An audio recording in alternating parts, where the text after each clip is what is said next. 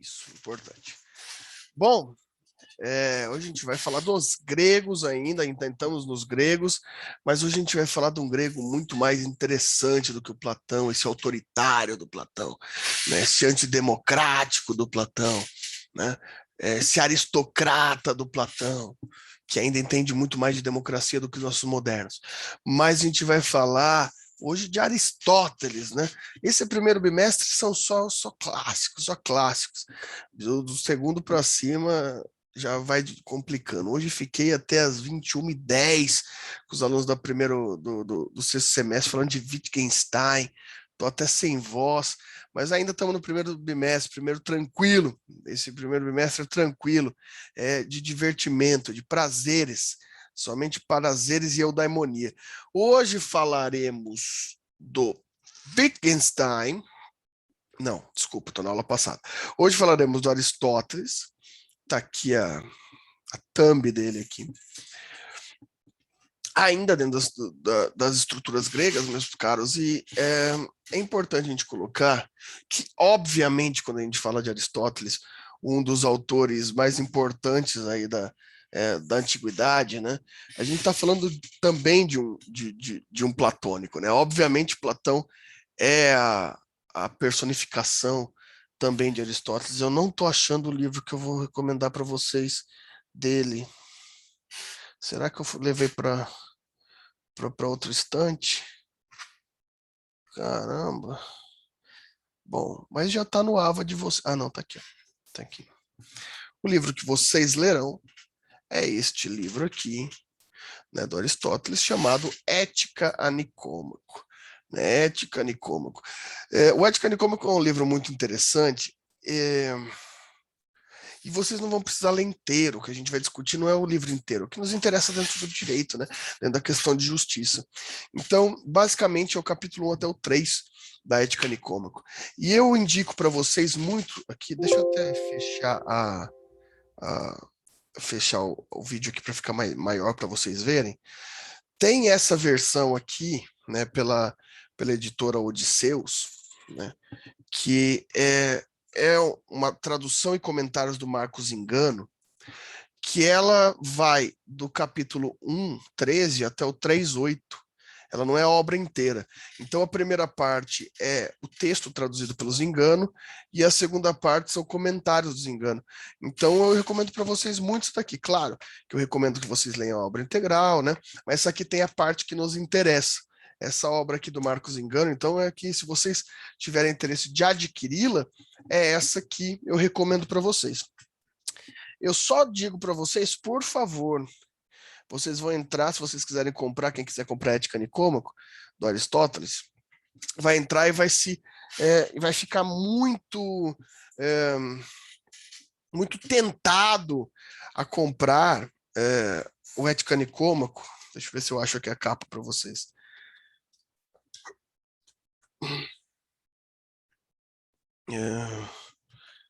Da Martin Claret, da editora Martin Claret. Deixa eu ver se tem imagem aqui. Tem, ó. Vocês vão ficar muito tentados a comprar essa versão aqui, ó. Caramba, eu quero só a capa. Aqui, ó. Deixa eu compartilhar para vocês aqui. Aqui, ó. Essa versão aqui. Vocês vão ficar tentados porque ela é baratíssima. Ela é baratíssima. Vocês vão ver aqui, ó. Até tá cara aqui, 31. Né? Tem alguns lugares que vocês vão achar por R$9, por R$10, R$11, o Elétrica Nicômaco da Estante Virtual. Meus caros, fujam dessa versão, tá? Essa tradução é péssima. Essa tradução é horrível. Tem muitos problemas de tradução. Então, por favor, não comprem essa versão da Ética Nicômaco por nada, tá? Peço encarecidamente para vocês. Se vocês acharem usado, que é sempre um pouco mais barato, compre da coleção Os Pensadores, né? Que é a que eu postei para vocês lá no AVA de vocês, tá? Melhor tradução ainda, mas está lá no AVA de vocês. mas é um livro interessante, importante vocês lerem. Só faço esse disclaimer aqui antes da gente começar, porque eu sei que vocês vão direto na Martin Claret, porque é barato, mas a tradução é horrível. Beleza? Bom, vamos começar aqui. Obviamente, a gente está falando de um grego, né? A gente está falando de um grego que tem a sua influência ali próxima de Platão, né? Só que o Aristóteles ele vai ter um rompimento platônico. Se a gente estava tratando ali em Platão até as aulas passadas sobre essa ideia da virtude como conceito alcançável pelo plano das ideias, né, como um conceito em que a gente pode determinar ele a partir daquela relação dedutiva da dialética, né? Que a gente pode chegar sempre no plano das ideias, na função da justiça, e principalmente uma justiça pensada.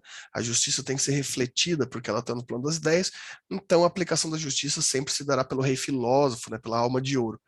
Bom, aqui então a gente tem uma função do alcance ideal da justiça.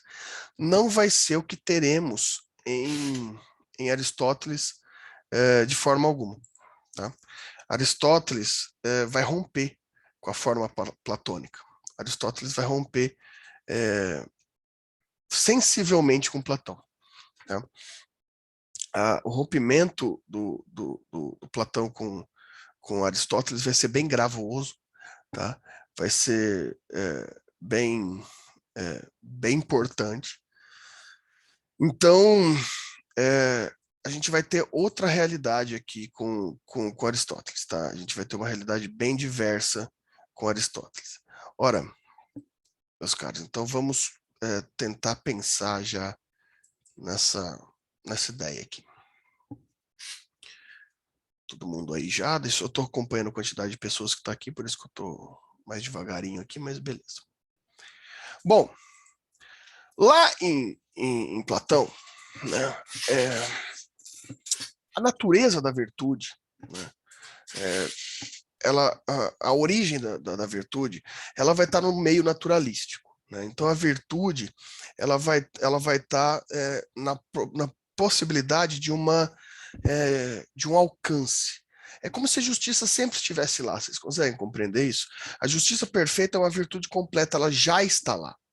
A virtude, em Platão, ela é algo que ela já está presente, ela deve ser alcançada pela nossa reflexão. Por isso a gente precisa de um rei filósofo.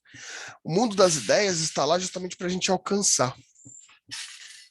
No Aristóteles, ele vai romper isso de uma forma tão importante e tão sensível, porque Aristóteles ele vai dizer, não a justiça ela não deve e não pode estar no alcance objetivo, ou seja, a justiça ela não vai estar numa possibilidade de alcance.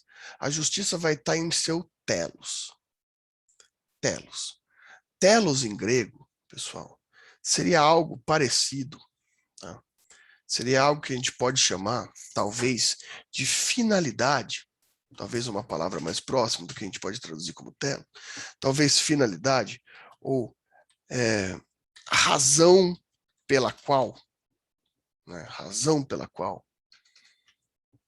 Eu vou chamar de finalidade, mas para facilitar nossa conversa, mas Aristóteles basicamente ele vai se preocupar que a justiça não vai estar em algum lugar, mas a justiça vai estar na finalidade. Na finalidade do quê? No telos do quê? Da ação. Do ato.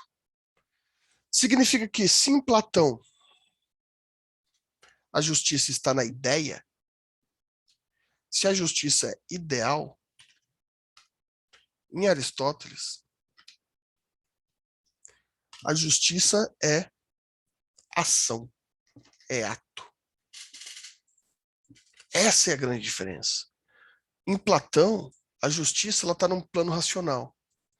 Em Aristóteles, ela está na ação, no ato, no elemento de fato, na forma como as coisas acontecem. Onde você investiga se algo é virtuoso? No ato, e não no desenvolvimento do fato. Não é a reflexão da virtude não está na possibilidade de erro e acerto, como em Platão. A virtude, em Aristóteles, ela está na reflexão sobre a ação. É na ação feita, é na ação completa que a gente vai poder observar se aquilo é virtuoso ou vicioso. Se vocês se lembram bem, lá em Platão, na aula passada, a gente falou até da questão do complexo opositório, né, da oposição, da exceção, que a gente, pelo erro, consegue ver o acerto, pelo vício, consegue ver a virtude. A gente precisa do elemento vicioso para ver o elemento virtuoso, tanto que a gente vem com aquele exemplo. Né? Eu consigo identificar uma justiça, diferente de eu definir uma justiça para aquela injustiça. É mais fácil da gente ver a função negativa, a função viciosa. Em Aristóteles, não. O ato é possível determinar se ele é um ato justo ou injusto. Ou seja, um ato virtuoso ou vicioso. Né? Por isso, ele rompe com essa natureza do Platão. O que eu quero dizer? Ele vai romper com essa ideia de uma virtude posta. Né? Ele vai romper com a ideia de uma virtude posta para uma virtude pressuposta. Ou seja, o Aristóteles, ele vai entender que a virtude não está lá dada, objetiva, universal para todo mundo. Ela vai depender de razões e elementos específicos do ato. Um ato virtuoso, ele vai ser um ato virtuoso para cada qual. Ele vai ser um ato virtuoso diferente em cada relação específica. Né? Sendo assim, a grande relação do Aristóteles, isso aqui é só como introdução, tá, pessoal? A gente está só introduzindo as ideias do Aristóteles aqui. A grande relação do Aristóteles aqui vai ser uma filosofia de busca, uma filosofia de reflexão.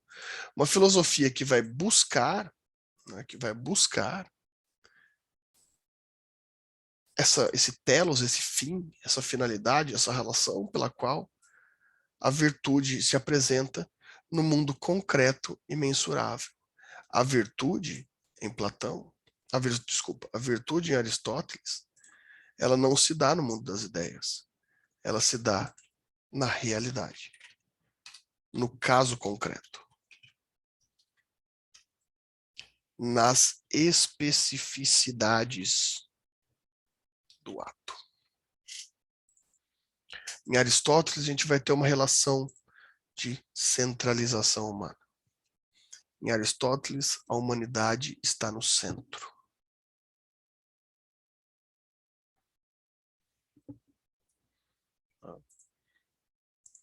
Em Platão, a alma define a virtude. Para de escrever. Em Aristóteles, o sujeito está no centro da virtude. É um resgate ao sujeito. É um resgate ao antropocentrismo grego. É um resgate ao sujeito como fundamento em si.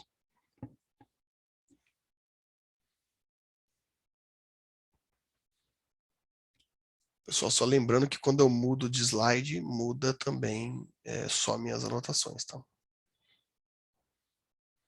Mas claro, esse vídeo estará muito em breve, logo após o fim da aula, no YouTube. Sempre dou um tempinho aqui para vocês copiarem.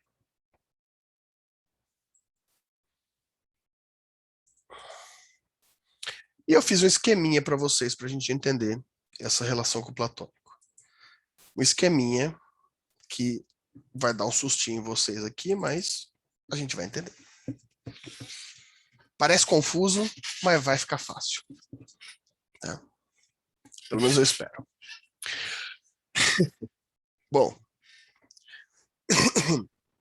vejam comigo. O que a gente está estudando, então? Bom, meus caros, o que a gente está estudando é o plano da virtude. Né? Por quê? Porque a justiça se encontra na virtude. Né? A justiça se encontra, a justiça é um elemento virtuoso. A justiça está no plano da virtude, né? Então, quando a gente fala de plano da virtude, é aqui que se encontra a justiça. A justiça, na estrutura grega, ela é uma virtude. A justiça é uma virtude. Isso é muito importante para a gente, porque quando a gente passar para o medieval, por exemplo, a justiça sai da virtude, que é um elemento possível da humanidade, e passa para a ideia teocêntrica, para a ideia de Deus. Então, nos gregos, a gente tem essa ideia de que o plano da justiça é o plano da virtude. Certo? Bom, e o que primeiro, antes de tudo, vamos pensar nessa palavra, já que é virtude. Em grego, virtude, o que a gente entende como virtude, seria essa palavra aqui, que a gente pode transliterar como areté, né? Areté. A areté grega, ela está muito ligada à ideia da estética, que a gente viu na aula passada, né? A estesis em grego. A virtude, normalmente, para os gregos, se mede a partir da estética, da estesis, né? Da estesis da relação grega. Por quê? Porque o plano da areté, ela sempre se determina por uma relação tripla, do bom, do belo e do justo. Isso é muito interessante para a gente começar a pensar, porque aquilo que é bom, ele se apresenta. Aquilo que é bom, ele se apresenta em um fenômeno tanto subjetivo, ou seja, justiça, quanto objetivo, a estética do belo. O bom e o belo e o justo são três elementos que na cultura grega eles andam conjuntamente. Então eles são conjuntamente identificados. Aquilo que é bom deve ser belo e deve ser justo. Ou seja, aquele juízo de valor, ele é objetivo e subjetivo. Bom eu anotar isso aqui, né? Para ficar claro para vocês. O juízo de valor,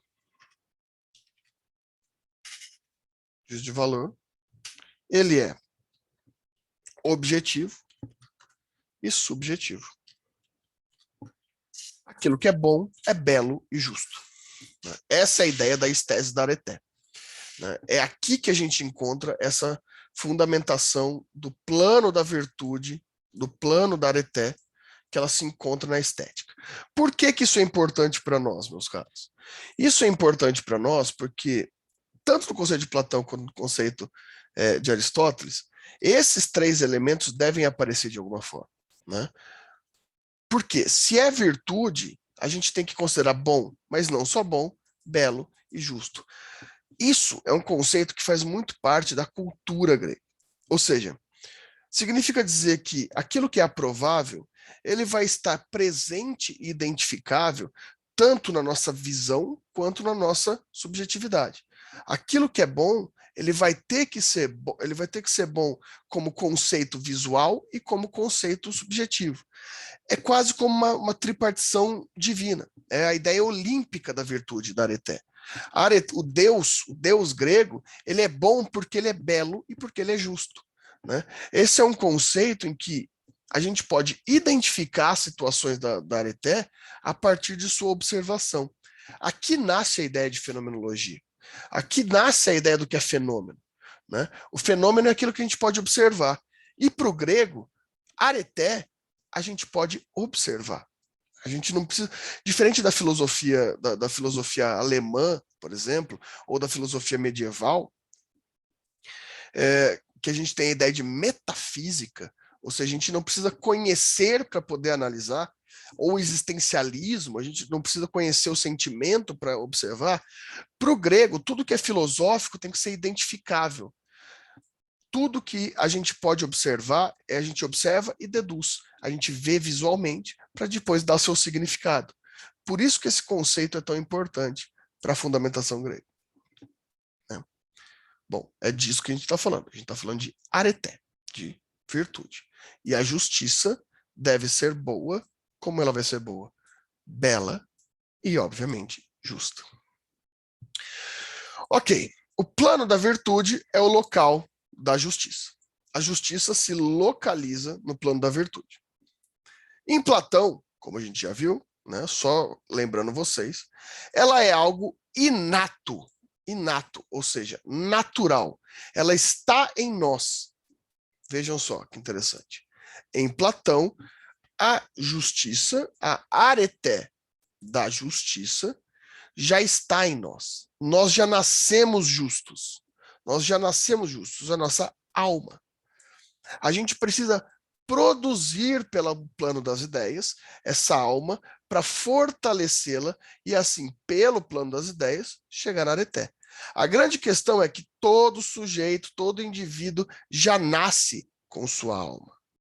Então, o local da justiça em Platão, o local da virtude, está no direito natural, é inato ao ser humano. O plano da justiça já vem com nós já nascemos com a justiça. Entendem? Nós já nascemos com a justiça. É a nossa alma. Daí vem esse sujeito chamado Aristóteles. E ele vai fazer uma oposição, que é isso que a gente vai estudar a partir de hoje. Uma oposição sensível a essa estrutura do Platão. Ele vai falar totalmente o contrário. A virtude não é algo que vem com a gente de fábrica. A virtude não vem como algo latente na nossa estrutura pessoal, que a gente só deve desenvolver. A virtude não está aqui para a gente encontrar. Muito pelo contrário. A regra da nossa existência é o vício. É o vício. A gente não nasce com a virtude. A virtude, a gente se aprende. Virtude se aprende. E por isso, se a gente não nasce com a virtude, a gente necessariamente precisa observar a areté. A gente precisa identificar a areté.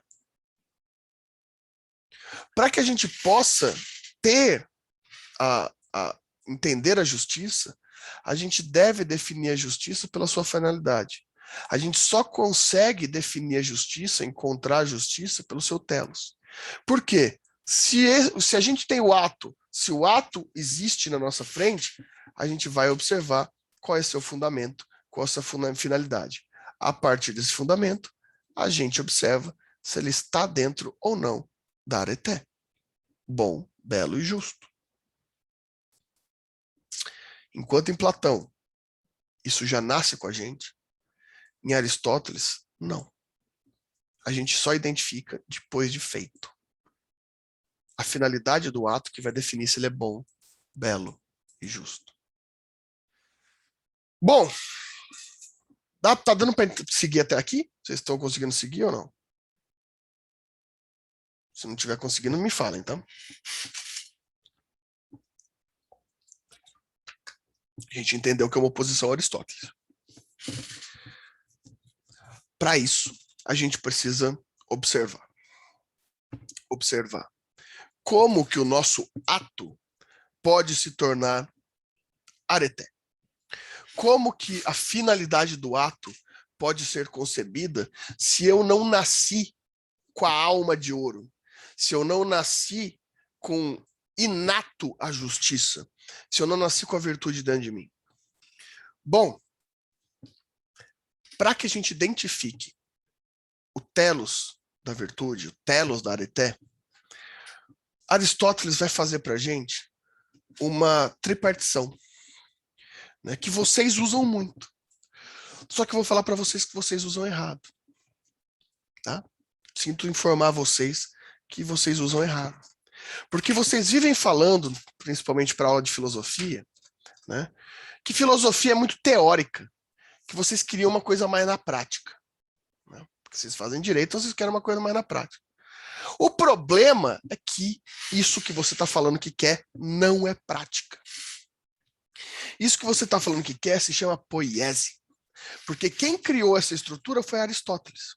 Aristóteles entende que todo ato, o telos do ato, pode ser observado em 3 fases: teoria, frônesis e poiese.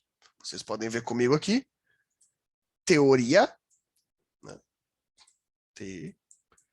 Teoria,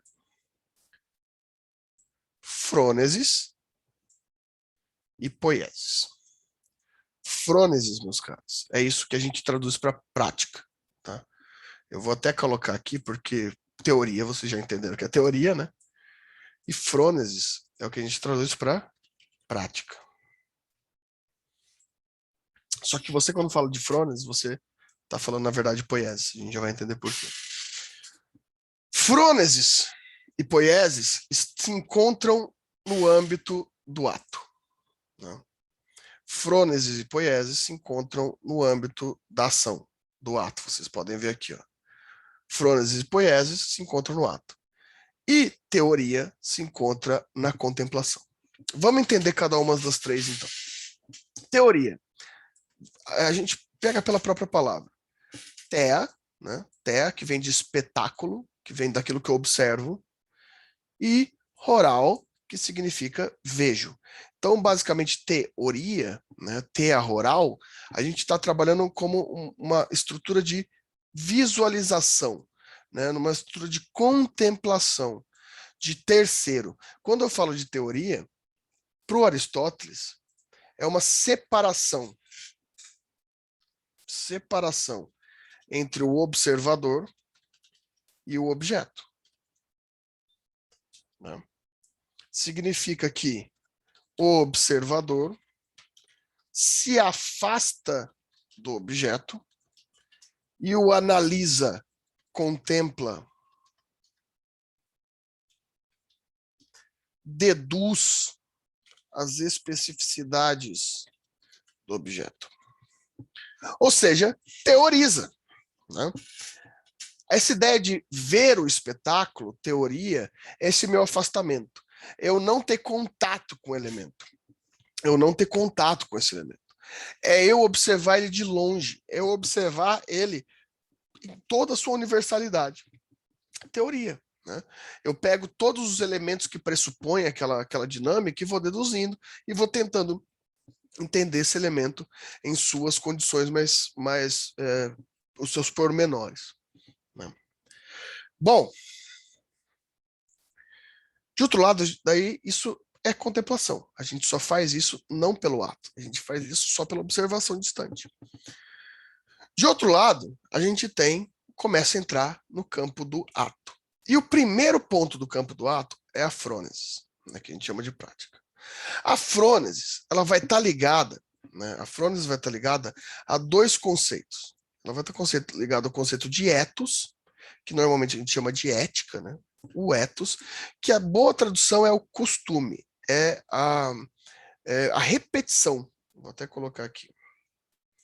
O costume, que vem da ideia de repetição.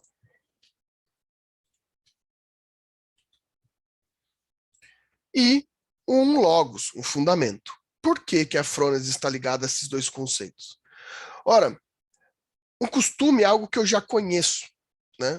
Como que eu conheço algo? Porque eu especulei. Eu conheço a teoria. O ethos é o conhecimento do espetáculo. Eu vi o espetáculo. Agora eu conheço. Eu já me acostumei com aquilo. Eu repeti aquilo a ponto de eu conhecer. Então, olha que interessante. A frônesis depende do ethos. A frônesis depende da teoria. A frônesis, a prática, ela depende do meu conhecimento absoluto, prévio e bem delimitado da teoria, por meio do ethos, do costume. Aquilo já me é familiar. Essa teoria já me é familiar pelo ethos. Se ela me é familiar, eu começo a encontrar fundamento, ou seja, lógica. Um conceito muito importante para o grego. Lógica. Agora eu começo a explicar para vocês a relação desses dois. Porque aqui a gente tem prática e teoria. Meus caros, quando você teoriza, você deduz de tal forma que você exaure aquele objeto. Você exaure aquele objeto. Você começa a atribuir relações àquele objeto relações muito pormenorizadas. A partir do momento que você se torna ethos desse objeto, ou seja, você tem costume em trabalhar com ele, você começa a organizar, a fundamentar essa teoria, que é um espaço perdido de ideias. A teoria é um espaço perdido de ideias. Quando você sintetiza, organiza, sistematiza aquelas ideias a ponto de torná-las fala, você está fazendo uma frônesis. A prática, meus caros, é isso que eu estou fazendo aqui com vocês. A prática não é a gente aprender exemplos. A prática é eu pegar todas essas ideias que eu concebi e fundamentar. A prática, a frônesis, é a lógica da teoria. Eu esquematizar a ponto de eu conseguir tirar da minha cabeça e transportar para a minha fala. A fala é um ato. A partir do momento que eu consigo explicar o conjunto de ideias que eu teorizei, eu estou fazendo prática. Agora, a partir do momento que aquilo que eu teorizei na fala vira ação, eu começo a fazer, agora virou poiesis. Quando ela passagem da razão para o ato, é a poiesis. Olha só que interessante. Eu vou ser perito em construção. Eu começo a observar a massa, a mistura do cimento com a areia, com a água, o tijolo, as fundações. Eu começo a ter essas consciências na minha cabeça. Isso eu estou teorizando. Agora eu vou te ensinar. Vou falar água com cal e cimento vira isso, o tijolo tem que ficar aqui. Isso é prática, isso é frônesis. A frônesis é a sistematização da minha teoria. É eu explicar para você o conceito abstrato. Eu vou lá e faço uma parede. Poiese. A poiese é o fazer, é o ato. Né? Conceito, esquematização e ato. É assim que se forma um telos de uma ação. A finalidade da ação se forma desde a teoria até a poiese. Eu tenho uma ideia, eu esquematizo essa ideia e eu pratico essa ideia. Isso é o telos da areté. Eu consegui concebê-la, explicá-la e praticá-la. É assim que eu consigo definir a areté.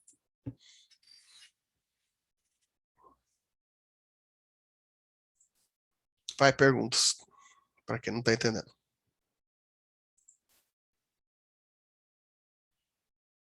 Perguntas para quem não está entendendo.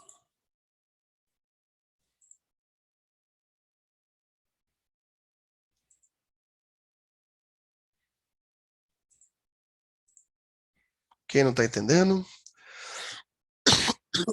É interessante que, para Aristóteles...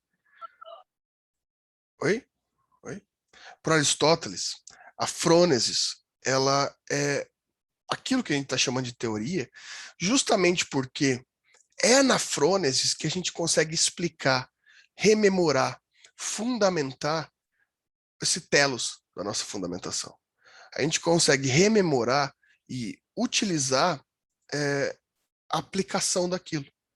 A gente não faz nada senão organizar, porque a teoria, para Aristóteles, é uma teoria que não se pode observar fora da nossa própria cabeça. A teoria só vai fazer sentido para mim mesmo. A frônese, a prática, ela vai ser aquele momento em que eu consigo sistematizar, dar lógica às coisas que eu posso me desenvolver. Sistematizar a estrutura da lógica. Isso é muito importante. Né? Isso é muito importante. Já na poiesis é a hora que eu de fato faço. Né? Vocês conseguem compreender? O que foi, Eduardo? Ah, achei engraçado aí o senhor O chegando atrás do senhor. Aristóteles? Tá achando engraçado o Aristóteles? Tô entendendo. né? Não, professor, eu acho que teve uma gravação, e daí o senhor foi pegar um livro e olhou para a câmera. Não, Daí eu falei que eu gostaria. você tá totalmente Ai, de novo, enganado. ó. Não tô sabendo de nada. Eu acho que vocês estão alucinando na sexta-feira à noite. Eu acho que já não Que estão mais bem, não. Né? Não sei o que está acontecendo, não, com vocês. Bom, tá certo. Dúvidas, então? Eu achei a gravação essa aula hoje, hein, ô Lucas? O professor não tá nem aí, ó. É o filtro, viu? Ele tá de boa lá atrás. Não, não tá. Não sei do que vocês estão falando. Agora mudou, acho que era filtro mesmo. Não sei do que vocês estão falando. Tô falando que vocês não estão bem da cabeça. Sexta-feira à noite, aula de filosofia, já não tá dando mais nada certo. Meu Deus. Verdade. Verdade. Bom, Professor, ué, esse é mais ou menos tipo um conceito bem, se a gente colocar na nossa prática, na nossa realidade, é bem real de como materializar as coisas, né? Fazer as coisas acontecerem na nossa vida. a ideia do Aristóteles é essa: a gente transferir de uma coisa muito hipotética, de uma coisa muito abstrata, para a gente conseguir conceber que o nosso ato pode ser definido como justo ou injusto. Então, aquilo que você faz, sabe o Pequeno Príncipe, aquele livro chato pra caramba que todo mundo tem que ler, né? Pequeno Sim. Príncipe. Você é responsável por aquilo que cativas. Coisa chata, todo mundo coloca isso. Porque tem gente com isso no WhatsApp, né, na frase do WhatsApp, mas é mais ou menos o que Aristóteles está falando. A sua responsabilidade sobre o seu ato, ela depende da sua reflexão. Você deve refletir na teoria, na frônesis, até chegar na poiesis, porque você é responsável por um ato virtuoso, e não a sua virtude, e não a sua condição abstrata. É você que é responsável pela sua virtude. Essa ideia é basicamente isso mesmo. Que legal. Quando a gente vê uns fatos na nossa vida, assim, que a gente consegue encaixar isso, a gente vê a profundidade e a verdade de tudo isso. Só Muito existe massa. filosofia, Lucas, em Platão, Aristóteles e Sócrates. O resto é tudo nota de rodapé. Tudo que você já pensou, Aristóteles, Platão e Sócrates pensaram antes. É muito importante isso. É a tristeza da nossa vida. Vamos pensar um pouquinho mais sobre Frônesis. Essa teorização. É nesse momento que eu devo perceber o seguinte: a frônesis é pessoal. É isso que o Lucas estava falando. A teoria, como eu falei para vocês, ela só se produz na minha cabeça. A frônesis é a minha capacidade de deixar lógica os meus próprios pensamentos. E é justamente na frônesis que eu vou encontrar a virtude, ou seja, a areté. Enquanto lá em Platão eu tenho um plano ideal natural da virtude, ou seja, a virtude é um conceito alcançável, mas etéreo e universal para todo mundo, em Platão não, em Aristóteles não. Em Aristóteles, meus caros, a gente vai ter um exercício muito interessante, né? Até antes de falar, vou ler essa parte aqui para vocês. E vejam só, vamos ler junto um trecho de Ética Nicômaco, que vai ser bem interessante pra gente. Estou citando aqui o Ética Nicômaco. Como isso vem a suceder, já explicamos atrás. Mas a seguinte consideração da natureza específica da virtude lançará nova luz sobre o assunto. Em tudo que é contínuo e divisível, pode se tornar mais, menos ou uma quantidade igual. E isso quer em termos da própria coisa, que é relativamente a nós, e o igual é o meio termo entre o excesso e a falta. Calma, vamos por parte para a gente entender isso daqui. Olha, até vai continuar aqui, ó. Vou terminar essa parte. Ó. Por meio termo, no objeto, entendo aquilo que é equidistante de ambos os extremos, que é um só e o mesmo para todos os homens. Vejam só, vamos voltar aqui. Vamos supor que em relação à matemática, as coisas naturais da vida, tá? Vamos supor que excesso é 100, matematicamente, e a falta é 0. Então, qual que é o meio, qual que é a justa medida, qual que é a ponderação entre o excesso e a falta? É o meio, equidistante, é o 50, certo? Isso aqui quanto à matemática, simples. Se o excesso é 100 e a falta é 0, o equilíbrio é o 50. Isso é muito simples da gente entender. Isso é quanto objeto, né, que é o que Aristóteles está chamando quanto ao objeto. Prosseguimos. Isso quanto ao objeto. Agora, por meio termo relativamente a nós, o que não é nem demasiado e nem demasiadamente pouco. Este não é um e só o mesmo para todos. Por exemplo, se 10 é demais e 2 é pouco, 6 é o meio termo quanto ao objeto, porque excede e é excedido por uma quantidade igual. Esse número é intermediário de acordo com uma proporção aritmética, matemática. Mas o meio termo relativo a nós não deve ser considerado assim. Olha o exemplo do Aristóteles. Se 10 libras, aqui ele está falando uma quantidade de comida, tá? Uma quantidade de comida específica. Se 10 libras é demais para uma determinada pessoa comer e 2 libras é demasiadamente pouco, não se segue daí que o treinador, ele está falando de um atleta que está no Olímpico, que o treinador prescreverá 6 libras. Porque isso também é talvez demasiado para a pessoa que deve comê-lo ou demasiadamente pouco. Demasiadamente pouco para Milo. Milo é um atleta, pessoal. Milo é um atleta olímpico muito famoso da época. Arremesso de peso, né? Ele era muito forte. Então, 6 libras é demasiadamente pouco para o Milo. E demasiado para o atleta principiante.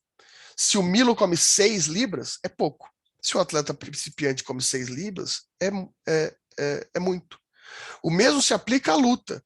Assim, o mestre em qualquer arte evita o excesso e a falta, buscando o meio termo e escolhendo o meio termo no objeto mais relativamente a nós. Para quem não está entendendo esse exemplo, pega com exemplo você aí você aí que é marombado, que vai na academia. Tá? Se você é o Léo Stronda, conhece o Léo Stronda? Se você é o Léo Stronda, você deve comer frango, batata frita e whey 148 vezes por dia. E aquilo é bom para ele ficar daquele tamanho. Agora, se você comer tudo isso de frango, com batata doce e whey, você vai explodir de gordura. Você vai pesar 480 quilos. Porque você não vai aguentar essa quantidade de proteína. Mas para o Léo Stronda tá bom. Para você, não. O que o Aristóteles está querendo dizer é que ele está dando um exemplo de um esportista que é bem interessante. O meio termo, o necessário, que não é nem excessivo e nem pouco, é diferente para você e para outra pessoa. Isso se aplica no seu ato virtuoso. A sua temperança, voltamos aqui no slide anterior,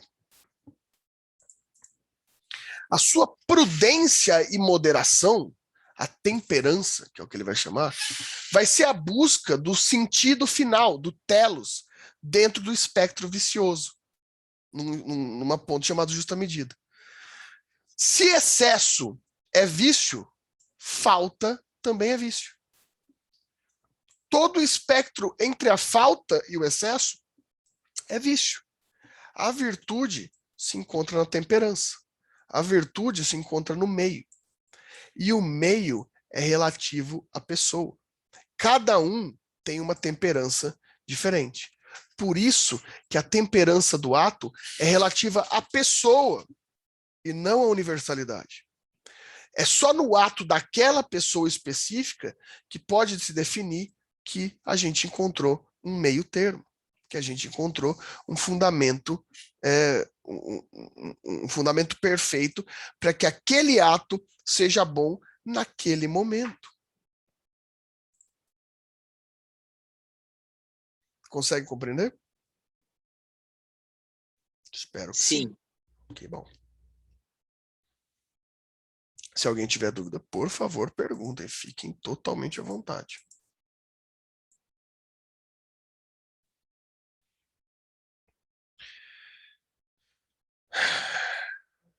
Hoje é mais fácil, né? Eu acho que é mais acessível para a gente. Mas não sei, eu não confio. Eu já ia esquecer igual eu fiz com a outra turma. Não vou esquecer, não. Vamos fazer um intervalinho de 5 minutos. Eu estou precisando hoje também, porque eu estou precisando tomar um negocinho aqui, porque eu estou falando sem parar. E hoje choveu, né? 5 minutos para vocês olharem para o teto, refletir sobre isso e voltarem com perguntas inteligentes, que eu posso falar, nossa, isso é genial, vou te dar 10 na prova sem você precisar fazer a prova. né? Esse é o objetivo de vocês. 5 minutos para vocês tomarem aquele cafezinho, eu vou tomar um café, e voltarem. Depois eu faço chamada também.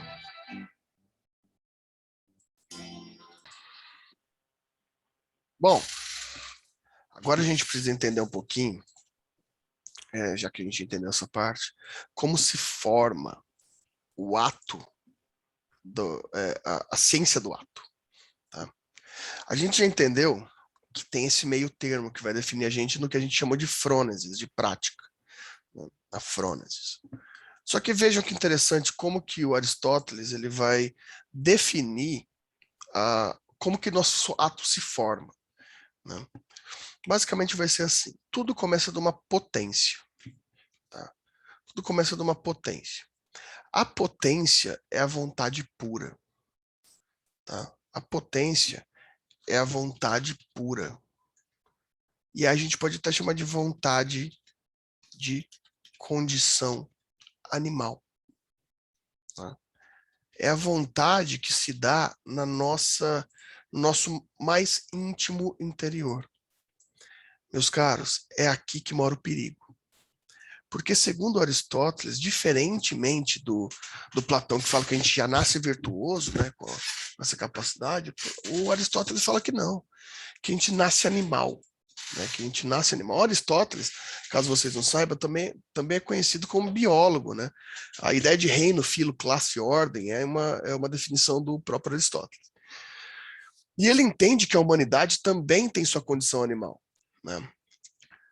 Então, basicamente, vamos supor, você está aqui, você está nos seus colegas de sala aqui e alguém te irrita muito na sala. Você é muito irritado com alguém na sala. Qual é a sua potência contra essa pessoa? O Aristóteles vai falar, sua potência é a mais degenerativa possível. Potencialmente, você agrediria essa pessoa. Você voaria e rasgaria a cara dessa pessoa. Arrancaria os olhos dessa pessoa. Quebraria todos os dentes dessa pessoa. Esmagaria os ouvidos dessa pessoa. Você cortaria a garganta dessa pessoa. Arrancaria as tripas dessa pessoa. Né? Comeria o coração dessa pessoa. Esse é você na sua potência. É uma pessoa totalmente degenerada. Não sou eu que estou falando isso. É o Aristóteles. Vamos lá brigar com ele. O Aristóteles fala que sua vontade pura é animal. O seu comportamento é animal. E é de pura vontade. O problema é que, como eu disse para vocês, a frônesis, né?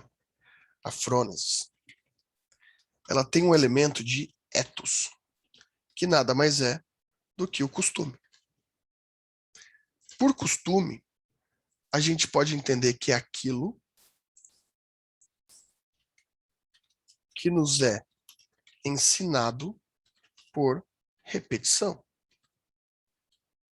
É aquilo que nos é ensinado por repetição. A frônesis, ela vem, então, vejam, ela não vem internamente, ela é de caráter exo-humano. Ela vem de fora da gente. A potência é endo-humana, é interna. A potência é endo-humana. A frônesis, o caráter, o ethos, é exo-humano. Então significa que isso vem de fora. Por vir de fora, significa que é um conceito social. Lembra daquele tempo distante que vocês iam na faculdade presencialmente? Lembra daquela época que vocês iam para a faculdade? Faz tempo. Bom, aquela época lá longe que vocês iam na faculdade, vocês já foram de roupas íntimas para a faculdade? Só de roupas íntimas. Sem nenhuma outra roupa. Não? Pode ir de roupas íntimas para a faculdade? Quem falou que não? Ninguém falou que não. Veja lá no regulamento da faculdade se está proibindo que você vá de roupas íntimas para a faculdade. Não está. Não está proibindo. No primeiro dia de aula, o Célio passou na sala de vocês. Lá, lembra do Célio? Vocês nem lembram mais do Célio. O Célio passou na sala de vocês e falou: ó, não pode vir de roupas íntimas para a faculdade. Não falou. Mas você sabe que não pode, sem estar em lugar nenhum escrito.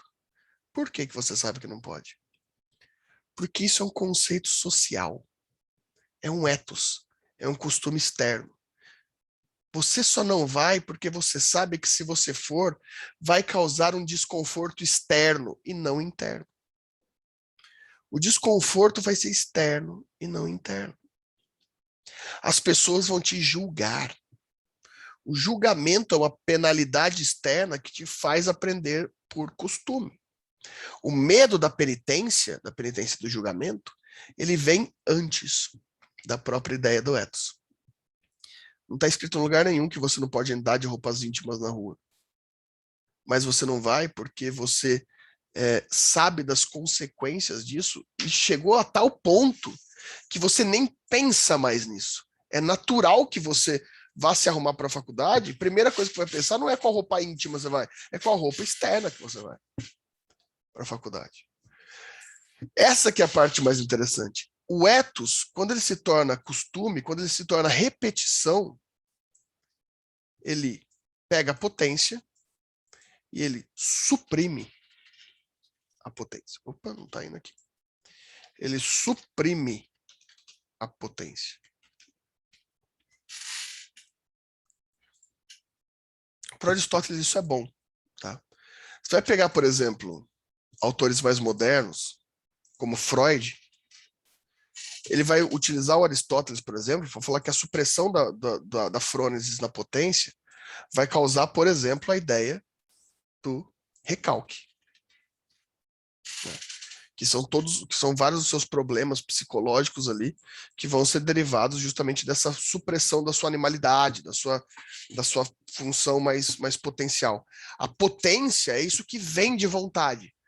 Só que a frônesis, o costume, ela vai matando sua potência. Ela vai deixando sua potência quase que nula. Você nem percebe mais que há um ato de vontade por trás da sua potência. Né? Existe um juízo de valor atribuído na sua vontade. Se essa vontade é boa ou se é ruim. Né? Não há mais naturalidade, mas sim ethos. Né? O costume, ele vai definir a sua potência. O costume vai definir a sua potência, vai suprimir a sua potência. O costume vai suprimir a sua potência.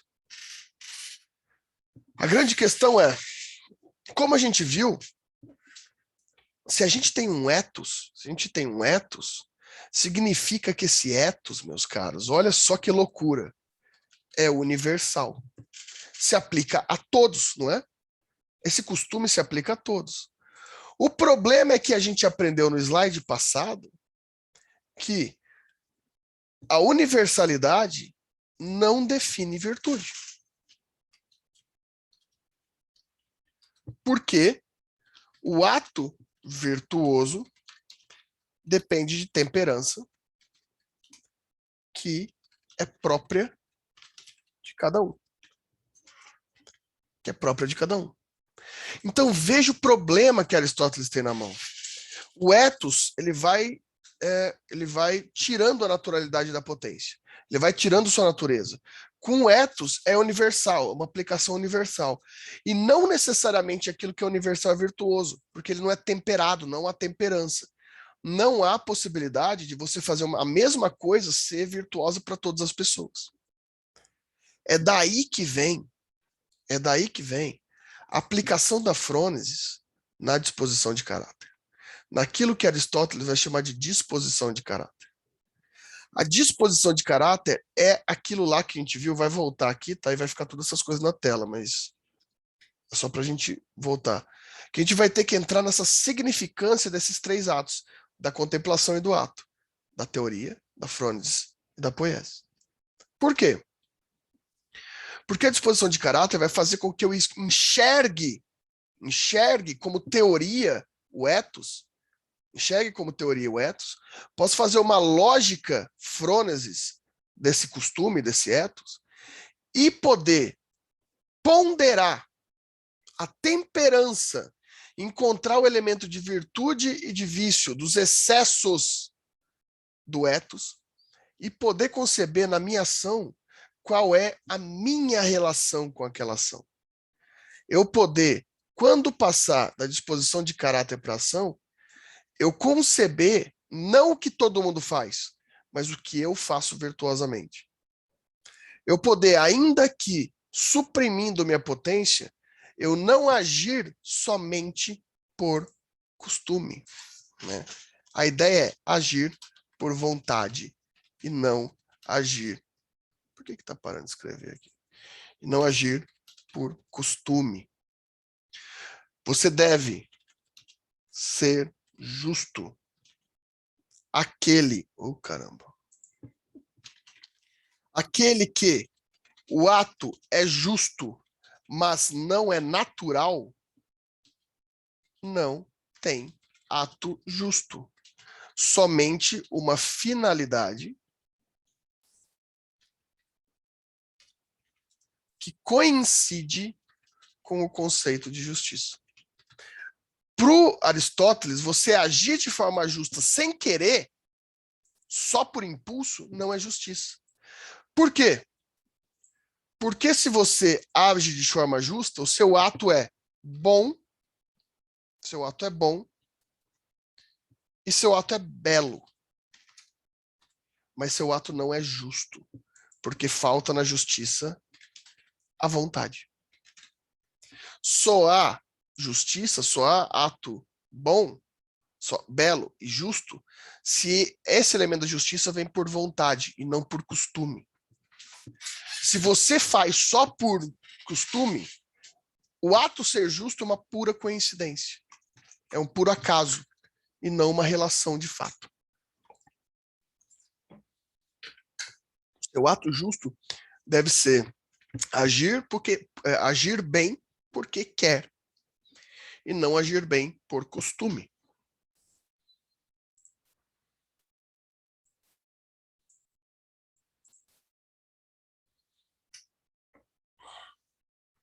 Agir bem porque quer e não por costume.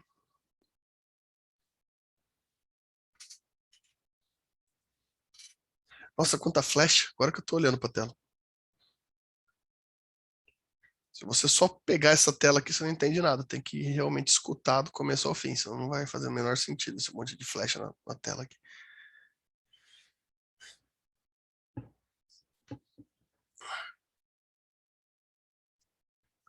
Agora eu acostumei tanto com isso que quando a gente voltar para a sala, como que eu vou fazer essas flechas aqui? O slide vai estar lá e eu vou ter que escrever na lousa. Como que eu vou fazer essa relação? Vai ser difícil.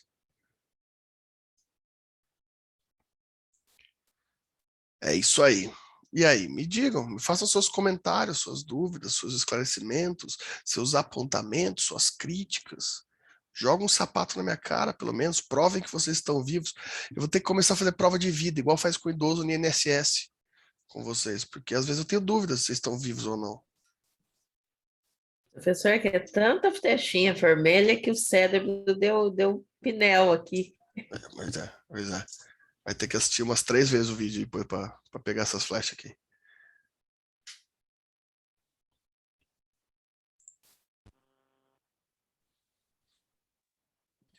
E aí? Se for só isso, hoje foi bom, porque eu reservei uma aulinha mais light para vocês.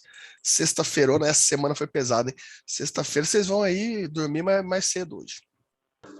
Sexta-feira chuvosa ainda, climinha tá... Pô, tá bom, hein? Tá bom, hein, brother? Graças a Deus apareceu essa chuva, né? Eu pensei que não ia vir não, hein? 60 dias sem chover aqui em Maringá. Misericórdia. E Tava uma chuva calma, sem vento. Sem vento. Destruição. Esses últimos dias aqui eu tava achando que eu tava virando gato, porque eu acordava, parecia que tinha uma bola de pelo na garganta. Acordava tossindo com uma bola de pelo. De tão seco que tava o tempo. Tava complicado mesmo. Tomara que chova aí mais uns diazinhos. Bom, e aí? Comentários?